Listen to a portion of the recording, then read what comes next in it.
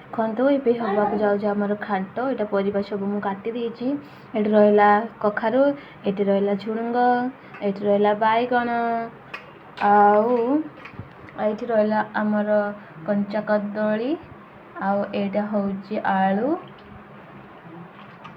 Okay, ତାପରେ ଏଇଠି ରହିଲା ଆମର ଲାଉ।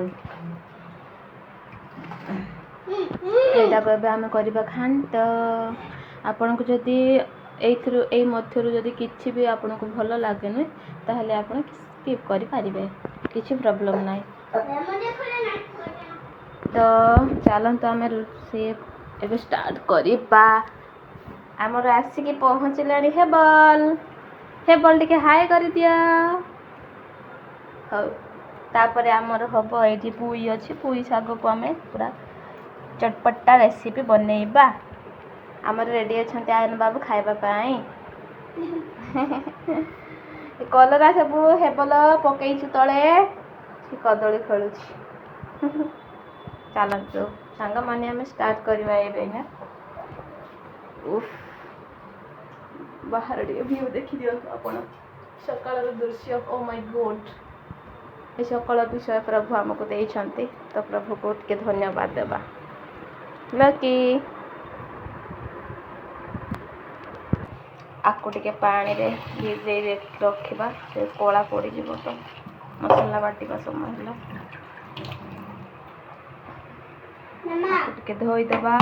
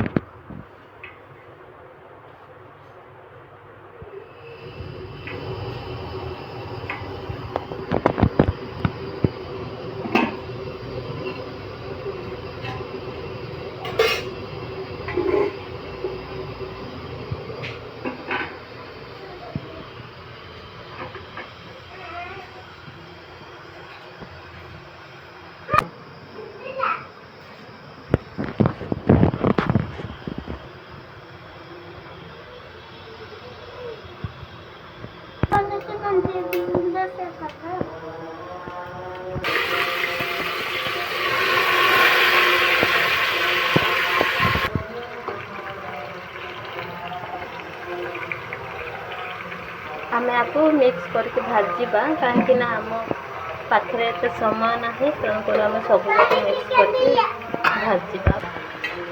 ତାପରେ ଆକୁ ଟିକେ ଏମିତି ଘାଣ୍ଟି ଦେବା, ଯାହାଦ୍ୱାରା କି ପରିବା ଟିକେ ମିକ୍ସ ହେଇଯିବ।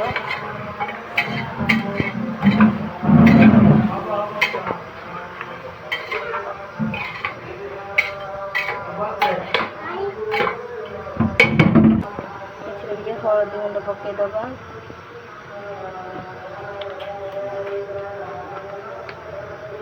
ତାପରେ ସ୍ୱାଦ ଅନୁସାରେ ଲୁଣ, ଆପଣ ଯେତିକି ଲୁଣ ଖାଉଥିବେ ସେତିକି ସେଇ ଅନୁସାରେ ଲୁଣକୁ ଆଡ଼୍ କରିପାରିବେ।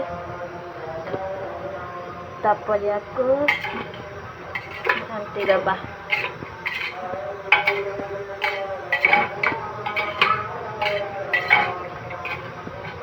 ମୋର ଟିକେ ସମୟ ନାହିଁ, ଏଇଟାକୁ ସିଝେଇଥିଲେ ଭଲ ଆହୁରି ହେଇଥାନ୍ତା, ତ ମୋ ପାଖରେ ସମୟ ନାହିଁ, କାହିଁକିନା ଛୋଟ ଛୋଟ ବେବି ମାନେ ଅଛନ୍ତି, ଆପଣଙ୍କୁ ଦେଖିଲେ ମୁଁ ଦେଖେଇଲି, ତେଣୁକରି ମୁଁ ଡାଇରେକ୍ଟ ପ୍ରେସରରେ ପୁରା ଏମିତି ଭାଜିକି ମସଲା ଦେଇକି ମୁଁ ଡାଇରେକ୍ଟ ତରକାରୀ ବନେଇବାକୁ ଚାହୁଁ।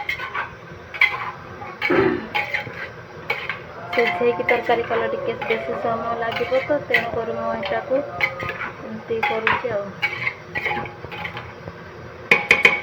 କାହିଁକିନା ମୋ ପାଖରେ ସମୟ ନାହିଁ। ଆକୁ କଭର୍ କରିଦେବା, ଆକୁ ଜଷ୍ଟ ଖାଲି ଟିକେ ଏମିତି କଭର୍ କରିଦେବା, କଭର୍ କରିକି ଛାଡ଼ିଦେବା କିଛି ସମୟ ସିଝିବାକୁ।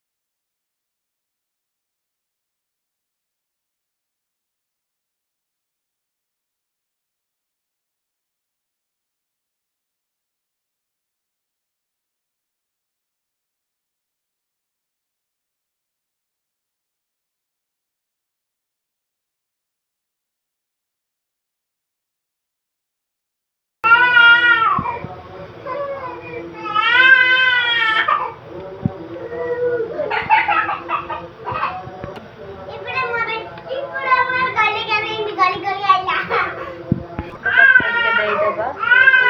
ଆମେ ଲୁଣ ଆଉ ହଳଦୀ ପ୍ରଥମେ ଆଡ଼୍ କରୁଛୁ, ତ ସେଇଟାକୁ ଆଡ଼୍ କରିବାନି, ଲାଗିଗଲା ଟିକେ ପାଣି କରିବା।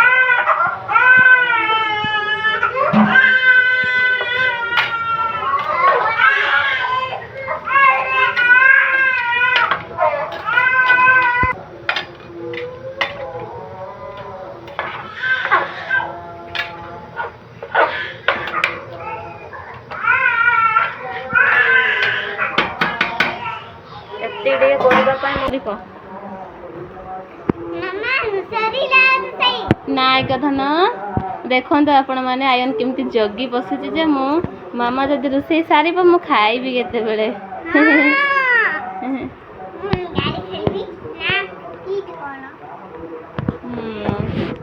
ସେ ହେବଲକୁ ଧରିଥିଲା ତ ମୁଁ ରୋଷେଇ କରିଦେଲି, ତା ଭିତରେ ହେବଲ ଟିକେ ହାଉଁ ହାଉଁ ହାଉଁ ହାଉଁ ହେଉଥିଲା। ଏବେ ମୁଁ ହେବଲକୁ ଧରିଛି, ଆପଣମାନେ ଦେଖୁଛନ୍ତି।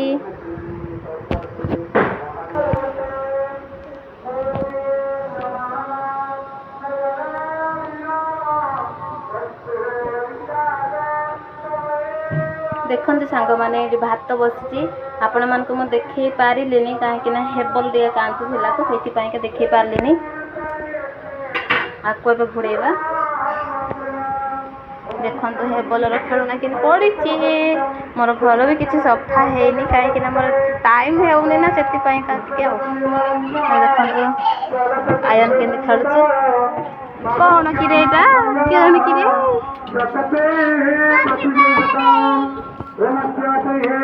ଖେଳୁଛ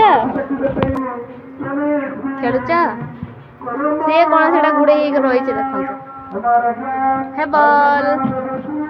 ସାଙ୍ଗମାନେ ଆପଣ କୁହନ୍ତୁ ତ, ହେବଲ କ'ଣ ସୁନ୍ଦର ନୁହେଁ? ଇଏ ହେଉଛି ମୋର ଛୋଟ ପୁଅ, ଇଏ ହେଉଛି ମୋର ବଡ଼ ପୁଅ। ହେବଲ ଛି ଛି ଛି, ସେଟା ଗଗ ଗଗ ଗଗ, ଛି ଛି ଛି ଛି ଛି, ଗଗ ଗଗ। ଖାଇଦିଅ ଖାଇଦିଅ, ଦିଅ ଦିଅ ଦିଅ ଦିଅ। ଏଇଟା ଅସନାଛି ଗଗ ଗଗ। ହେବଲ ଏ ଆଉ ଗୋଟେ ଖେଳ କାଢ଼ିଲା। ତୋତେ କ'ଣ ଚପଲ ଖେଳି ଆସେ, ଆଉ କିଛି ଖେଳି ଆସେନି?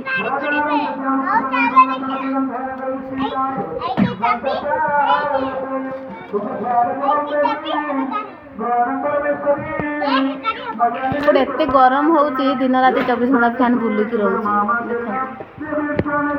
କ'ଣ କରିବା, ବନିଗଲାଣି ଦେଖନ୍ତୁ ପୁରା ଚକାଚକ୍। ଏଇ ଭିଡ଼ିଓଟା ମୁଁ ଆପଣଙ୍କୁ ସେୟାର କରିପାରିଲିନି କାହିଁକି ନା ମୋର ସମୟ ଟିକେ ନଥିଲା, ହେବଲ କାନ୍ଦୁଥିଲା ସେଥିପାଇଁକି। ତାପରେ ଆସନ୍ତୁ ଯିବା। ହେବଲ ଶୋଇ ପଡ଼ିଛି ଦେଖନ୍ତୁ। ମୁଁ ଗାଧୋଉଥିଲି ସେଇ ସମୟରେ ସେ ଶୋଇ ପଡ଼ିଛି, ଆଉ କିଛି କରିବାକୁ ହେଲାନି। ଦେଖିବା ଚାଲନ୍ତୁ ବାହାରେ କ'ଣ ସବୁ ହେଉଛି। ଦେଖନ୍ତୁ ସାଙ୍ଗମାନେ କେତେ ଜୋରରେ ପୁରା ପବନ ହେଉଛି, ଦେଖନ୍ତୁ ପୁରା ଗଛ ପତ୍ର ଡାଳ। ଓ ମାଇ ଗଡ୍, ବୋଧେ ଲାଗୁଛି ବର୍ଷା ତ ଥରେ ପଡ଼ିକି ବନ୍ଦ ହେଇସାରିଲାଣି, ଏବେ ବନ୍ଦ ହେବ ନା ନାହିଁ ମୁଁ ଜାଣିନି, କିନ୍ତୁ ବର୍ଷା ଯଦି ପଡ଼ିବ ନା ପ୍ରବଳ ମାତ୍ରାରେ ବର୍ଷା ହେବ, ଛାଡ଼ିବନି ଜଲ୍ଦି ଶୀଘ୍ର ଟିକେ। କ'ଣ କହିବି, ତ ଏମିତି ଅଛି ଆଉ କ'ଣ କହିବି କୁହନ୍ତୁ। ତ ଏଇନା ହେବଲ ଶୋଇବା ବେଳକୁ ସବୁ କାମ ସରେଇବାକୁ ପଡ଼ିବ।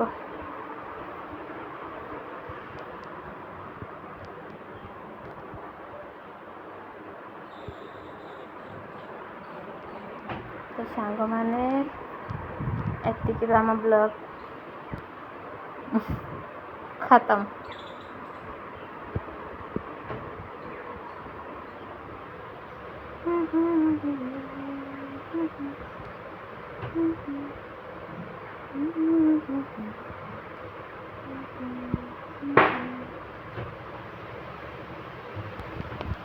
କେତେ ଜୋରରେ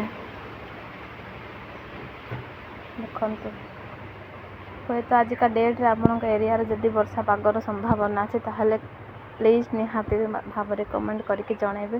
କାହିଁକିନା ଆମେ ଯେଉଁଠି ଅଛୁ ଏଇଟା ହେଉଛି ଭୁବନେଶ୍ୱର, ତ ଏମିତି କିଛି ଜଙ୍ଗଲ ଅଛି। ଆପଣମାନେ ଭାବୁଥିବେ ଏଇଟା ଜଙ୍ଗଲ ହେଇକି କାହିଁକି ଅଛି, ତ ଏଇଟା ସେ ଭିତର ଆଡ଼େ ଘର ଅଛି, ତାଙ୍କେ ଏଇଟା ଗଛ ଲଗେଇଛନ୍ତି। କାହିଁକିନା ଆଜିକାଲି ତ ଜାଣିଛନ୍ତି ଆମ ଗାଁ ମାନଙ୍କରେ ସିନା ଗଛ ବାଗେରା ବାଗେରା ଅଛି ବୋଲିକି ଆମେ କିଛି ଗଛ ଲଗାଉନୁ, କିନ୍ତୁ ଏଇଠି ଗଛ ଗୁଡ଼ା ଲଗାନ୍ତି। ସେ ଡରିଲା ଏବଂ କାନ୍ଦିଲା ଦେଖ।